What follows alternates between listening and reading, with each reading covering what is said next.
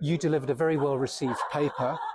Could you tell us a little bit about the techno-economic model underpinning your presentation? Sure. The techno-economic model is a model that follows a very standardized methodology. This methodology allows one to actually comprehensively and holistically look at a problem statement. And in this instance, the problem statement was the use of hydrogen as a source of fuel for propulsion. And in this paper, we dived very deep into understanding the different types of technological advancements that are present with a TRL level between 3 to 5. This then allowed us to move on to the environmental study of how these technology can then relate to emission savings, net zero, as so on and so forth for the entire model itself. One of the questions that you fielded from the highly engaged audience was, how is it possible to use the aft hook when the huge hydrogen tank is on the aft deck? I mean, after all, isn't that going to compromise the visibility for the captain? Sure, that is actually indeed a very good question, and I am glad that that question was raised by the audience. Now, for this HyForce, the tug that was designed, it has a bollard pull capacity of 45 tons. Now, with that kind of pulling power, it requires an enormous amount of energy to be made available to the vessel.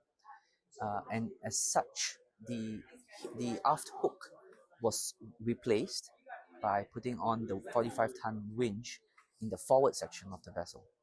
That allows the ship to do its desired operations with it being on the forward instead of the aft. So the aft section can then be freed for the liquid hydrogen tank. Now, with regards to the visibility, now that is very important, especially for safety. The line of sight is a standard drawing that is issued for ships to ensure that the wheelhouse and the people operating in the wheelhouse have a clear direction of sight to the forward as well as to the aft of the vessel. Now, this is essentially, and I would say, very much more important in a workboat because they are instruments that are used to ensure safety of other vessels. So to do that, they need to be agile, they need to be versatile, and they need to move around very quickly, which is one of the main reasons why they have azimuth thrusters, so they can literally turn and stay in position as required.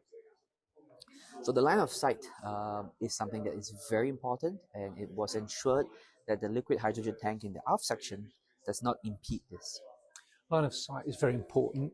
So is safety in the round. And as an industry, we don't really have experience, fortunately, I guess, but we don't really have experience salvaging hydrogen-fueled vessels. We have to prepare for such an eventuality. Where are we in terms of those preparations? Yeah, that is a very good question. Thank you for that, Edwin. Now, the salvaging of hydrogen-fueled vessels is an interesting conversation because it is quite open-ended. Let me explain why. The hydrogen that you're trying to salvage can come in many forms. We heard about it all day long today. It can come in the form of methanol. It can come in the form of compressed hydrogen. It can come in the form of liquid hydrogen. Now, with so many derivatives, the typical one-size-fits-all that we are so accustomed to many years for diesel needs to be rethought, correct?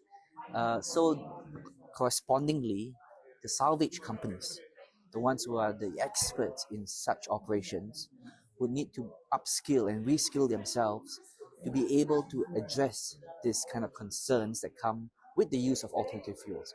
Forget hydrogen, be it any other fuel. Salvaging is a critical operation to ensure the preservance of marine life, safety of people on board.